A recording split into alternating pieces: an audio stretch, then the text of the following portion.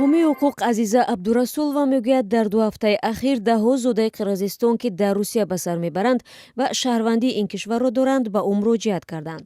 Онҳо барои ҷилавгирӣ аз сафарбарӣ ба ҷанг бо Украина кӯмак мепурсанд ва шикоят мекунанд, ки сафорати Қирғизистон дар ин кор барояшон ёрӣ намедиҳад. вақте сафорати қирғизистон дар русия ба онҳо кӯмак намекунад, ҳайрон мешаванд. онҳо мегӯянд, ки мо қирғизистонием, пас чаро сафорат ба мо кӯмак намекунаду моро ба Қирғизистон намебарад? барои ҳамин ман дар шабакаи иҷтимоӣ навиштам, ки сафорат вазифадор нест ба шумо кӯмак кунад, чунки шумо дигар шаҳрванди Қирғизистон нестед.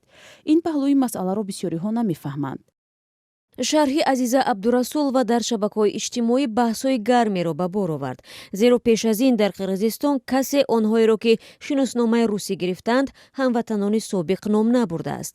иддаe аз корбарон изҳороти Абдурасуловаро маҳкум карда гуфтанд, ки мардум аз зиндагии хуб барои гирифтани шаҳрвандии Русия кӯшиш намекунанд. бархеи дигар аз ин ҳомии ҳуқуқ барои ошкоро садо додани мавқее, ки мебоист мақомоти расмии кишвар эълон мекарданд, ташаккур мегӯянд. дар ҳамин ҳол аҷиб ин аст, ки тибқи оморҳо шумораи хоҳишмандони дарёфти шаҳрвандии Русия кам нашуда, баръакс дар ҳоли афзоиш аст. соли гузашта, замоне ки артиши Русия ба Украина ҳамла кард, аллакай 37 000 қирғизистонӣ шаҳрванди Русия шуданд. мо то ҳол онҳоро шаҳрванди худ мешуморем ва дарк мекунем, ки чаро ин шиносномаҳоро гирифтанд. акнун қазоват кунед, ки он 500 000 нафар зери таҳдиди мустақим ва 500 000 нафари дигар зери таҳдиди ғайри мустақим қарор доранд. ҳамчунин ба онҳое, ки шаҳрванди Русия нестанд, бар асоси қарордод ба ҷанг рафтанро пешниҳод мекунанд.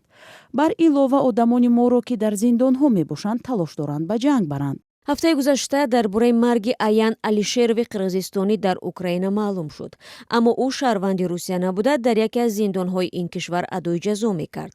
хешовандони марҳум намедонистанд, ки ӯро рост аз зиндон ба ҷанг фиристоданд. як қирғизи собиқ, ки ҳоло шаҳрванди Русия мебошад, низ аз писараш нигарон аст. ба нақли Қанибек, писари 25 солаашро, ки дар Москав зиндагӣ мекунад, метавонанд ба ҷанг фиристанд. албатта ман дар ин бора фикр мекунам, аммо тасмимро писарам мегирад. ин тақдири ӯст. намедонам чаро аз сафарбаркунӣ намеҳаросад. албатта ба писарам раҳмам меояд ва намехоҳам, ки ӯ ба ҷанг бурда шавад, аммо тавре медонед, қонун барои сарпечӣ 10 сол зиндонро пешбинӣ кардааст. яъне агар писарам дар пешрӯи 10 сол зиндон ва ё рафтан ба ҷанг қарор бигирад, албатта ӯ дуввумиро интихоб мекунад. бино ба иттилои радиои озодӣ, зодагони кишварҳои Осиёи марказӣ, ки дорандаи шаҳрвандии Русия ҳастанд, аз аввали сол ба ин тараф иҷозаи берун рафтан аз ин кишварро надоранд.